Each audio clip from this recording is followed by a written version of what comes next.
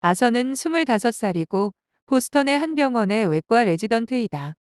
어느 날 아버지가 오랜만에 자신의 집으로 찾아와 할 말이 있다면서 같이 낚시나 하러 가자고 한다.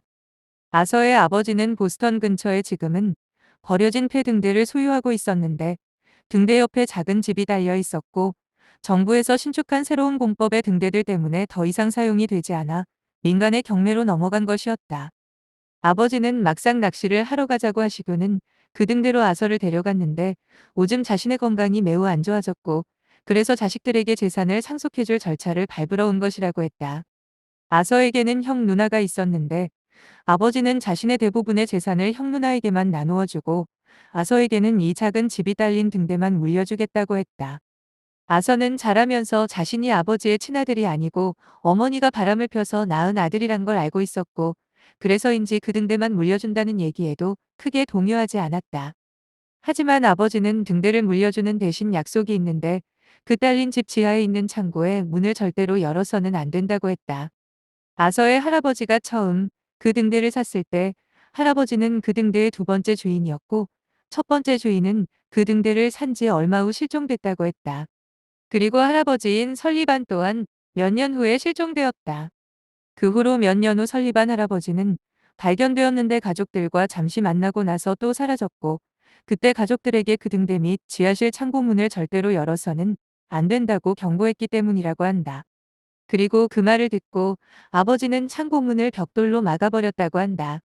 아서는 아버지에게 그 등대를 상속받겠다고 했고 절대로 그 지하실 창고문을 열지 않겠다고 약속했지만 아버지가 가고 난 후 주저함이 없이 그 지하실 창고문을 열어버렸다.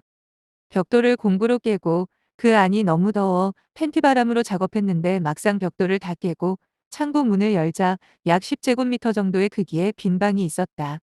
아서가 그 안으로 들어가자 갑자기 한기가 느껴지며 문이 저절로 쾅 닫혔고 아서는 어떤 오렌지 향기 비슷한 냄새를 맡으며 엄청난 고통과 함께 정신을 잃는다. 깨어나 보니 어느 성당 안에 미사 중인 관중들 앞이었고 그는 팬티만 입은 채 깨어났다.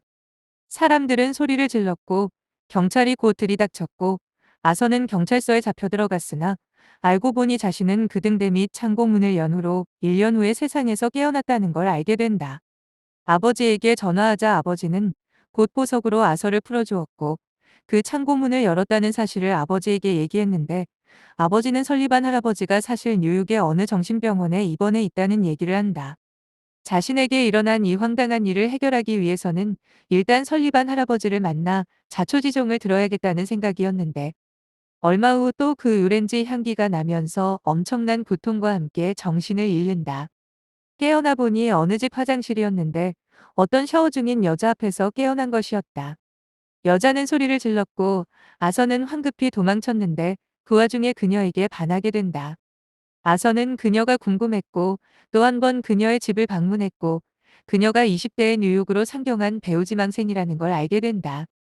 아서는 설리반 할아버지를 찾아 정신병원으로 가서 만났고 할아버지에게 일어난 일이 자신에게도 일어나고 있다고 해결 방법을 알려달라고 했는데 할아버지의 말로는 자신이 그 등대 및 창고문을 열게 된 순간부터 그 끔찍한 여행이 시작됐고 약 24년 동안 1년에 한 번씩 24시간 동안만 깨어나고 또다시 1년 후로 건너가서 또 깨고 하는 그런 여행을 24번 여행하게 된다는 것이었다. 깨어나는 장소는 정해지지 않았고 어느 장소에서 깨어날지 모르기 때문에 항상 그 시간 여행을 당하기 전에는 충분한 옷가지와 현금을 챙기라는 말도 덧붙였다. 아서는 일단 설리반 할아버지를 탈출시키기로 하고 배우지망생이었던 그녀 리자를 찾아가 자신이 가진 8,000달러를 모두 줄 테니 할아버지를 탈출시키는데 도와달라고 부탁한다. 병원 레지던트였던 그라서 앰뷸런스를 쉽게 렌트할 수 있었고 리지는 간호사로 분장하여 그 뉴욕에 있는 정신병원으로 가서 심장병으로 쓰러진 척 연기하는 설리반 할아버지를 앰뷸런스에 태워 구출하였으나 아서는 그 와중에 병원 경비에게 붙잡히게 되고 감금당하였는데 곧 아서는 그 오렌지 향기가 나면서 그 자리에서 사라지게 된다. 설리반 할아버지를 탈출시킨 그날 아서는 사라지게 되면서 그 후로 1년 후에 또다시 깨어났는데 그동안 설리반 할아버지는 자신이 갖고 있던 많은 재산으로 물심양면으로 리자를 도왔고 리자의 생계를 책임져 주었다. 다시 깨어나 나서는 이번엔 전혀 엉뚱한 곳에서 깨어나서 어렵사리 설리반 할아버지와 리자를 만나 제외했지만 어째서인지 설리반 할아버지는 아서와 리자의 사랑을 도와주지 않는다. 사실 설리반 할아버지는 그 시간 여행의 선배로서 24년 동안 1년에 한 번씩 한 번당 24시간이라는 짧은 시간 동안 머무를 수 있는 24번의 여행을 했고, 그동안 만난 사라라는 여자와 사랑을 했고 아이도 낳았는데, 그 24년간의 여행이 끝나고 나자 사라는 설리반을 기억하지 못했고 둘 사이에 자식도 없어졌으며 사라는 다른 남자와 결혼해서 살고 있었기 때문이다. 사라는 자신을 알아봐 달라고 계속 쫓아다니는 설리반을 뿌리치며 달려가다 길에서 차에 치여서 숨지고 만다.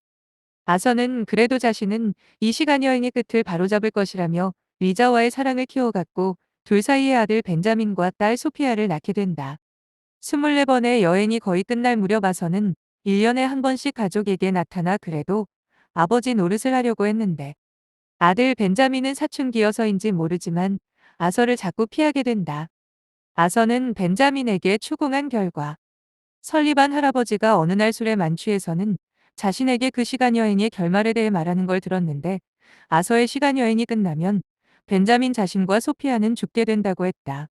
아서는 어떻게든 그 시간 여행의 끝을 바로잡아 보려고 노력했지만 리자와 점점 멀어지고 리자는 나름 배우로 성공해서 승승장구했고 리자는 니콜라스라는 소설 작가를 만나 그 남자와 벤자민, 소피아와 함께 살고 있었다. 마지막 시간 여행이 가까워질 때쯤 아서는 벤자민과 소피아와 함께 다정한 시간을 보내고 있었는데 소피아는 의미심장한 말을 남긴다. 그 작가는 바로 아빠야. 아서는 니콜라스가 있는 집으로 쳐들어갔는데 거기에는 아서와 똑같이 생긴 남자가 있었고 아서는 그와의 싸움 끝에 그를 칼로 찔러 죽인다.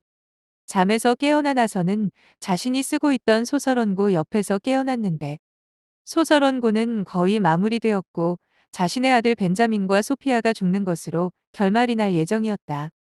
리자는 아서에게 다가가 그 소설을 마무리 짓지 말자고 했다. 사실 아서는 베스트셀러 작가였고 리자의 불륜을 의심하다 크게 싸웠고 리자는 벤자민과 소피아를 데리고 차로 가다가 그만 사고로 그 차는 바다에 빠지고 말았고 리자만 살아남은 채 벤자민과 소피아는 사망한 것이었다. 그로 인한 충격으로 아서는 거의 정신병에 걸렸고 아서는 그 와중에도 시간여행과 자신의 아이들의 죽음을 소설로 써나가던 중이었다. 리자는 아서에게 그 소설은 그만 마무리 짓지 말자고 말하고 아서와 리자는 그 소설 원고를 바닷속에 뿌려버린다.